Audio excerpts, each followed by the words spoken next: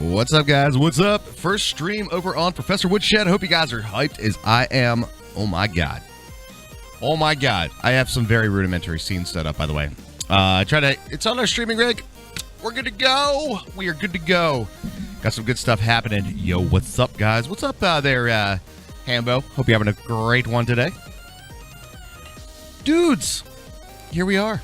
Here we are. New channel. I got a couple things. What's up, Clownser? How you doing today, Ben? I hope you're having a fantastic one. I like to see them. We all play custom modes over here. Yeah. Get my coffee on. We're going to be working on a lot of things with Sibelius today. I got a brand new thing in the mail. So check this out, yo. What's up, Spectronome? I hope you're having a great one today, too. Welcome to the very first stream, guys. I don't expect, don't expect a whole lot. I put together these scenes. This is on our gaming rig, so it's not on the upstairs studio. But I have a lot of stuff that I need to do in terms of like lesson plans and all this sort of stuff. You'll see a lot of differences on the channel, but if there are any musical questions today, this is the channel to ask them. Now, what I got in the mail today, it's pretty sweet. I got this MIDI Plus little MIDI controller keyboard. So what it enables me to do, as we're playing through the, as I'm writing these different parts, as we're in Sibelius here, let's get the note. Let's get in here somewhere, and then like note. But what it enables me to do is do stuff like this. All right, so I can input from the keyboard and get all that stuff happening. So that's pretty sweet. It's pretty sweet. Got a lot of things I want to do. I just got Sibelius as well, so I'm still learning a few tricks of the trade. But we'll see how we get on with it, guys. All right, so the first thing we got is... where's my other file at? It's probably this other one, right? Yeah, all right, here we go. Okay, so this is our 16th note variations. I want to get this pattern going. This is a very, very common exercise known as check patterns.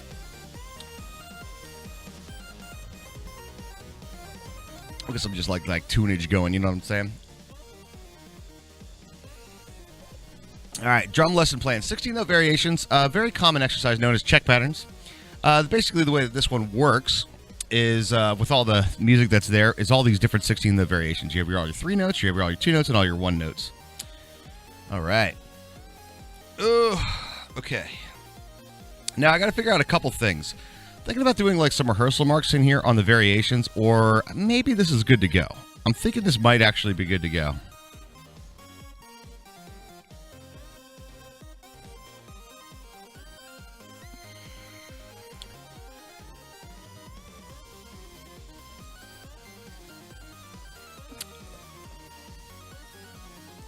Yeah, this should be fine. This should be fine. We'll go ahead and save this. I took violin lessons for a year and still couldn't read notes. Again, this is a pretty standard exercise. This one's not too bad if you guys want to hear what it sounds like. Basically, the way it works is like this is the check pattern. So it's like, and every time you have these groups of 16 notes, what you do is you substitute in one of the variations.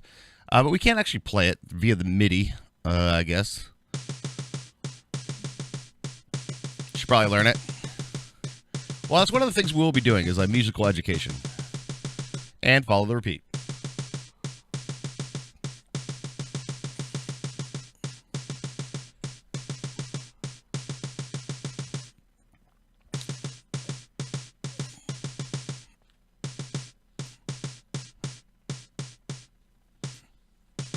But it doesn't actually play that way.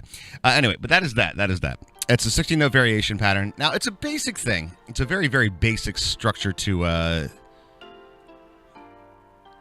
16-note variation. So I'm going to go ahead and save that.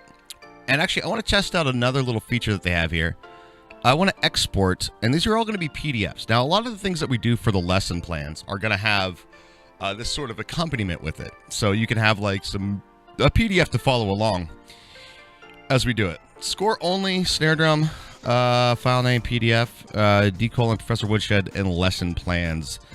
This one should be, file name should just be 16th note. Can I put some spaces in there, you think? Yeah, probably. Note. I will say this, having this in front of the actual keyboard is very awkward to type. Variations. All right, beautiful. All right, go ahead and export to PDF.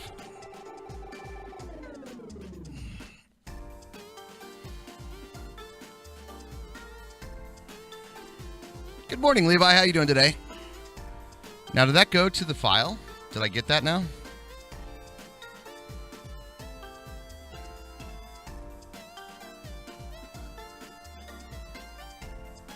Let's see. I want to see what this looks like. Like what the export actually looks like.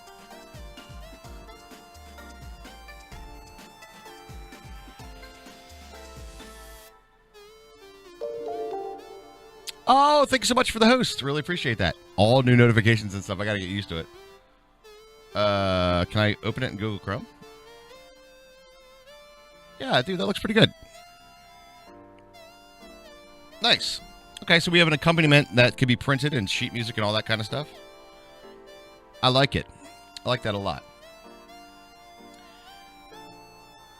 So, guys, what's up with the weather? It's supposed to be 70 degrees today. What? 70 degrees? Are you kidding me?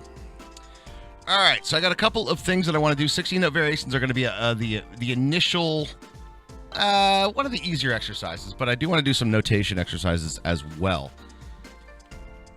All right.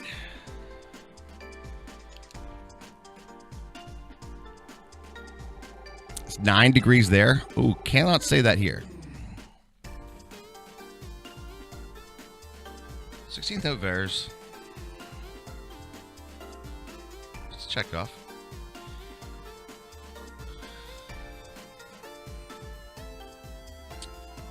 Okay. So there's a few lessons that we're going to be doing in terms of like how to play and how to work with the coordination.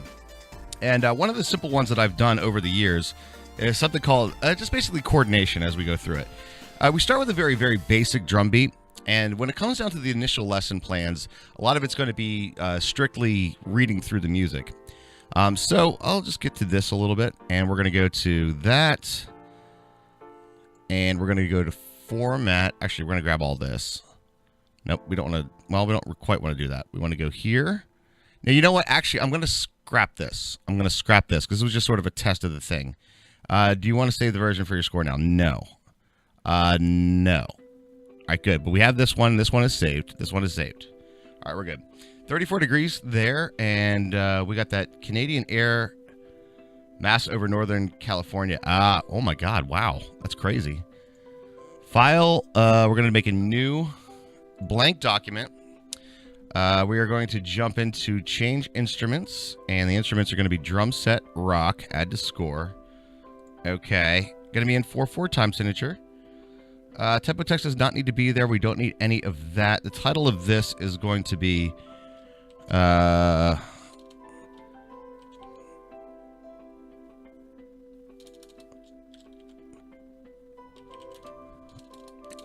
it's so hard to type.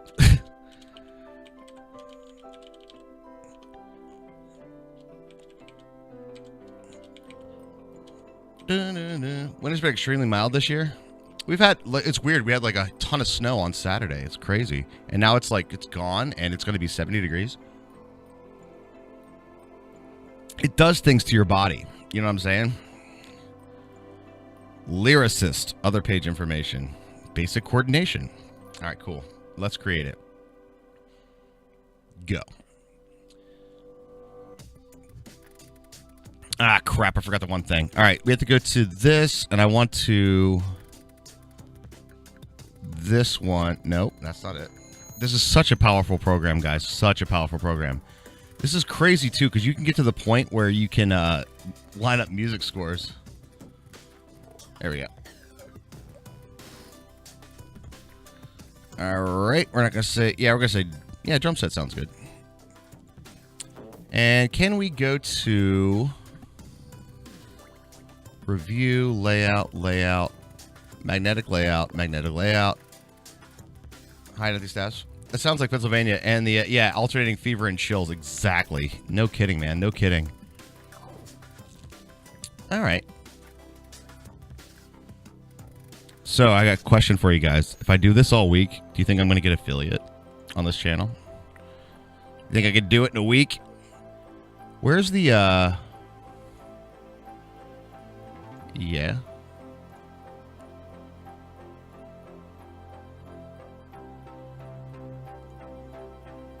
I think I'm actually going to hide that. No, undo whatever I just did. Is it Control H? I think you can. You think so?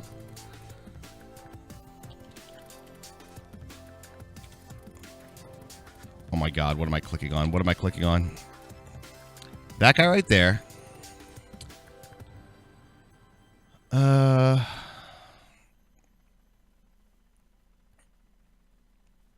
And we're going to do very strict markings here. Maybe get in the stream Tide Pod Drum Challenge. Oh my God. There you go. That would do it. All right, that's fine. Let's go to our notations. We're going to start with our eighth notes here, and let's get our inputs going. All right. N for notes. 3. Still learning, guys. Still learning.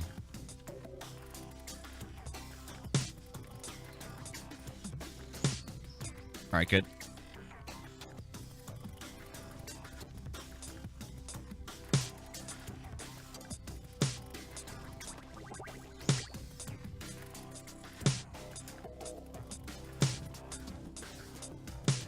All right, good. Lovely, lovely, lovely. Layout. Go ahead and escape twice. Press this. Insert system break. We're going to go to this and hit the shift to this, and we're going to make into system. All right, good. Drums, we're going to add bars now, which I think I need to be in escape.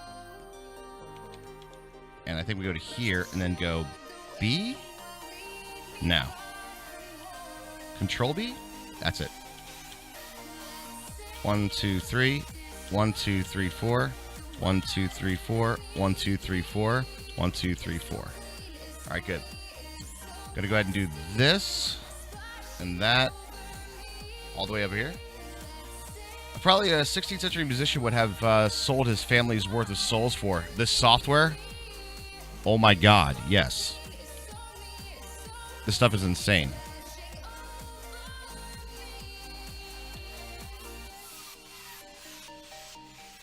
All right, so we're going to do a few variations on this.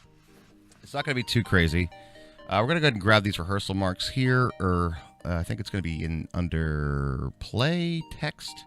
All right, no bar numbers. Cool, take those off. Beautiful. I don't know what the bass drum is on the keyboard. I should probably mark these on this MIDI controller.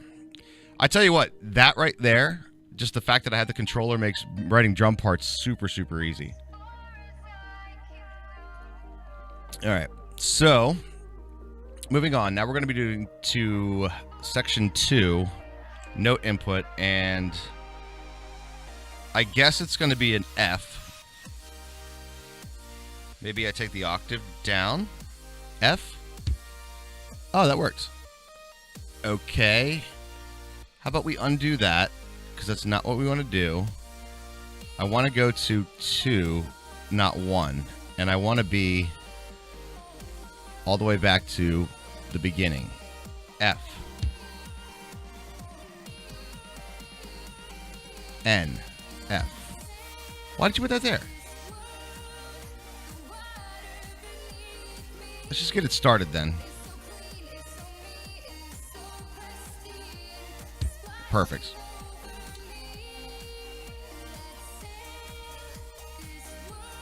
F. Undo that. We want to be not rest, and we want it to be a quarter note. F. F. Make that a quarter. Good. Basic drum beat. Now this one right here, I gotta tell you guys right now, is a huge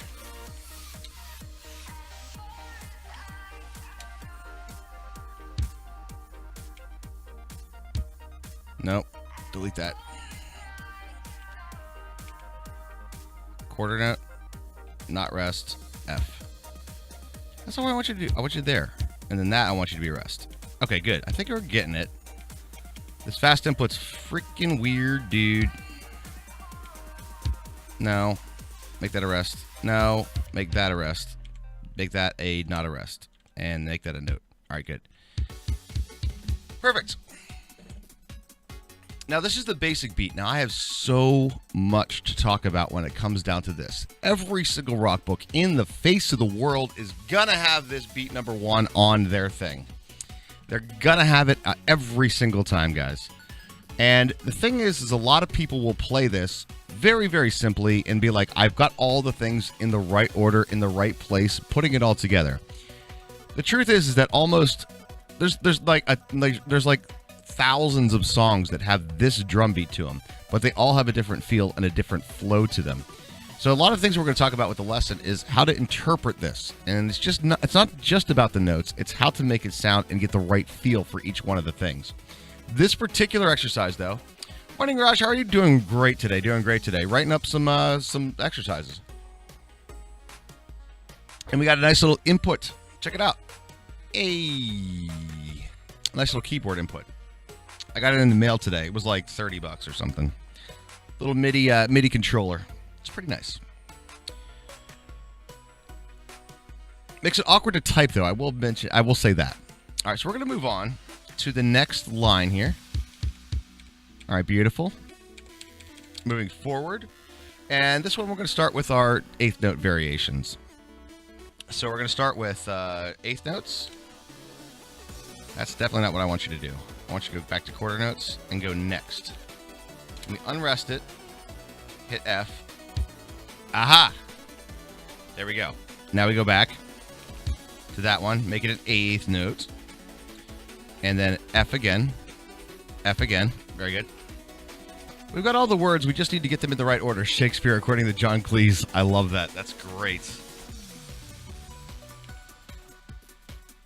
All right, variation 2 is going to be quite another simple one. Nothing too wacky and wild there. All right, I could probably escape twice, and since these are all going to be one-bar phrases, we can copy it and just paste it over here. Easy enough. All right, variation 3 is going to be, there's going to be the mix-up on this. This is like beginner drum beats, right? But they're basic coordination points. And there's a nice way that I have to teach this without it being very crazy. Okay, over to here. And we want to go to this, and then this, and then add that F right there. All right, good.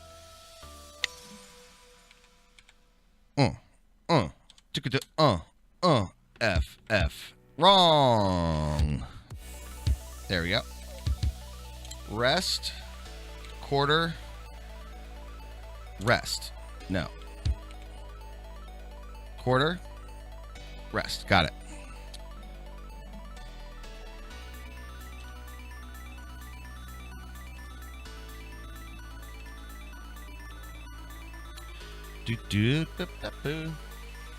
Maybe the bass drum input might be faster this way. Oh god, stop. What the hell did I just do?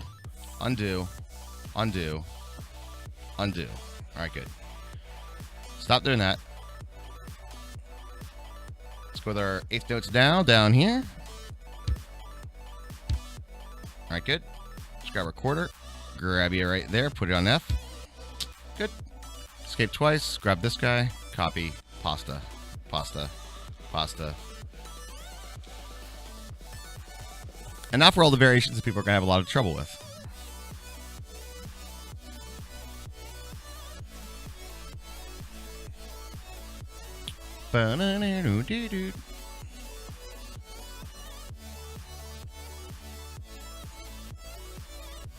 Grab that quarter. Uh-oh. Incorrect. Go away. Escape, escape. We're on 2. Quarter note. Let's drop you right there. Boink.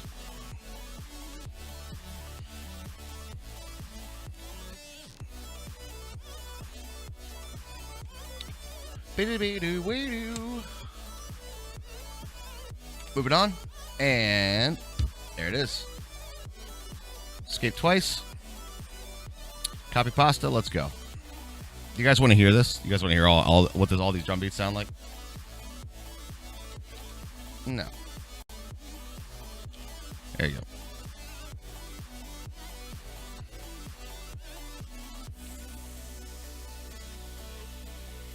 Next up, this nice little variation.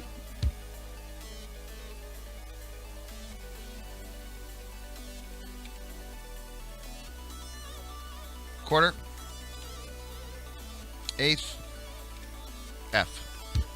Beautiful. Escape twice.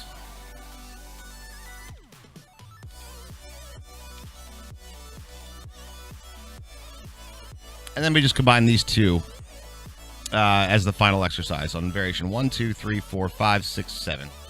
7 variations. Yeah. Get out there. Learning the Sibelius. All right, over. We're going to slap an eighth note on you. Go over, slap an F. Go over, slap an eighth note. Go over, slap an F. We good. Do. Escape twice. Grab you. Copy. Posta.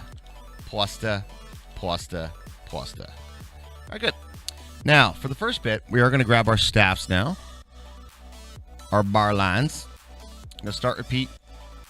If I click this, it's... Nope, that's not what I want to do. Oh, can I do that? Can I just, like, highlight this? That'd be kind of nice. Nice. I like it. That makes it very simple. It's like learning all your shortcuts, you know what I'm saying?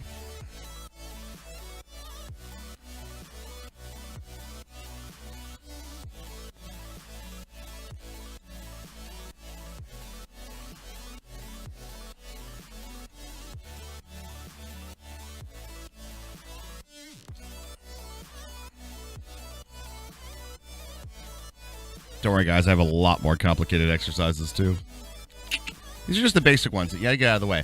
A lot of stuff I want to have, like, reference points. So when I start talking about, like, musical notation, we have reference points. Like, go watch this video. Go have this point and all that. All right. So I think what we want to do is for the entire page, we are now going to grab out and do our spacing a bit this way. Whoa.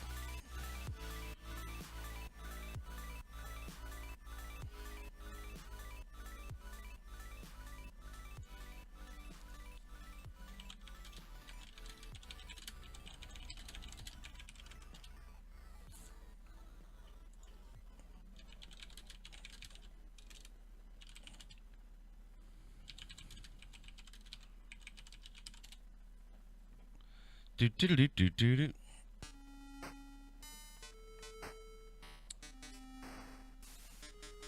Are you going to put the yeses on YouTube as well? Yeah, absolutely, Spectrodom. Absolutely. So there's going to be a lot of, like, reference points that are there.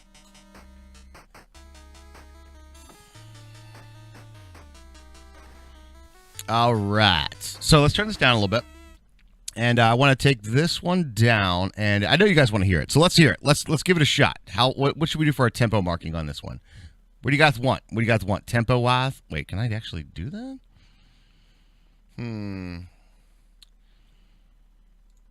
Let's see what it does. Oh, that's a met.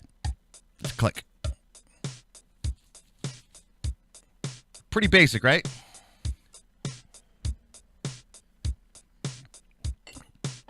All their basic beat variations. Here we go. All your single phrasing, single bar phrasing.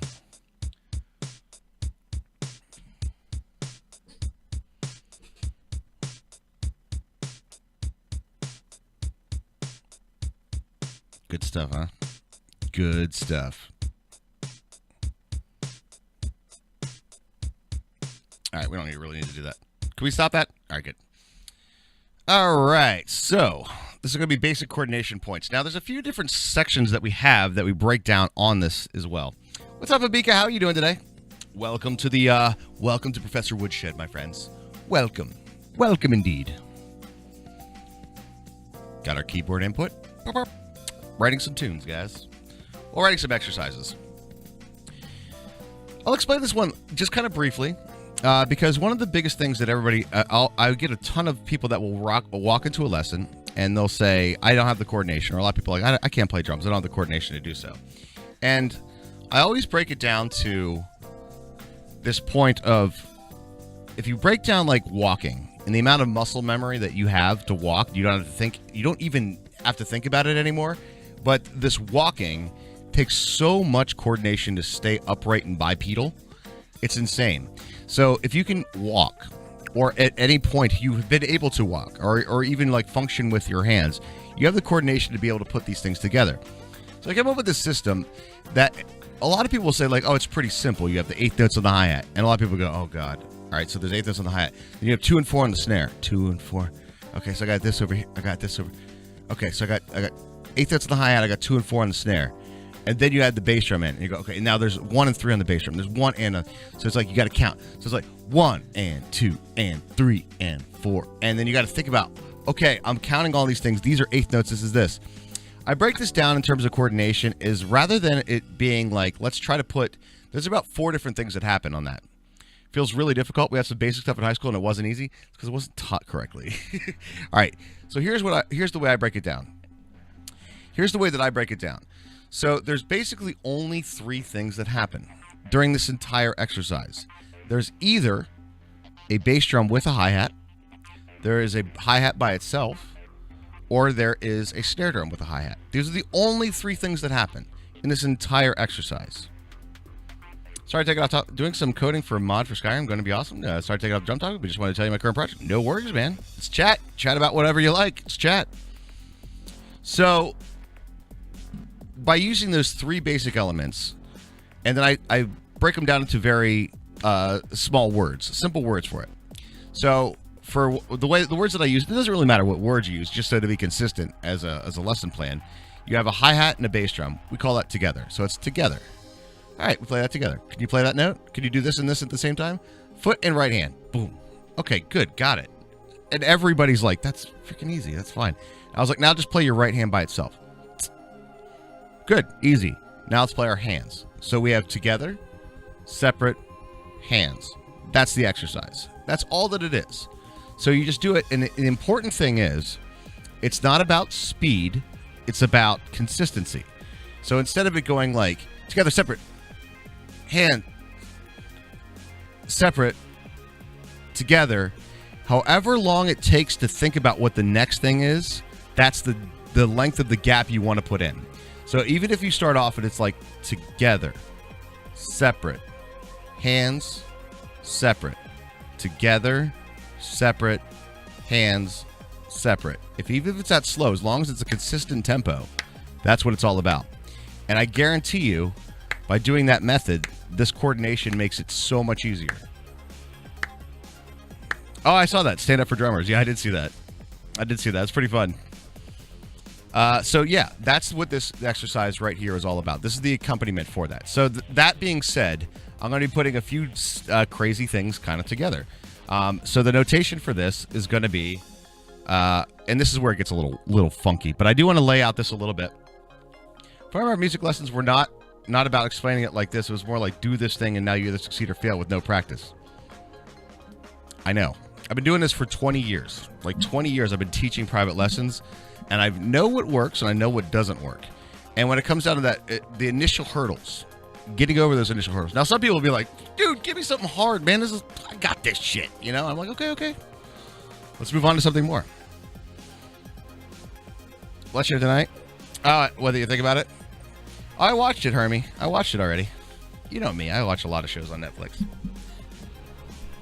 All right. So that is the together, separate hands, basic coordination exercise. That's what this sheet is all about. It's an accompaniment for that. And this is all the stuff that we do today, by the way, and through the course of this week. And trust me when I say it's going to ramp up to what you see on the sheet right now. You go, okay. If you know a little bit of music, maybe you kind of get what's going on. Later on this week, you're going to go, can you play that? Can I hear what that sounds like? It looks like a lot of things. Yeah, we saw the ad and I said, I watched it already. All right, anyway. The first section of him explaining what he dislikes about different genres of music. Me? No, I actually don't hate any genre of music. Oh, him. On the thing. Oh, yeah. What he doesn't like that. Yeah, he does. Yeah.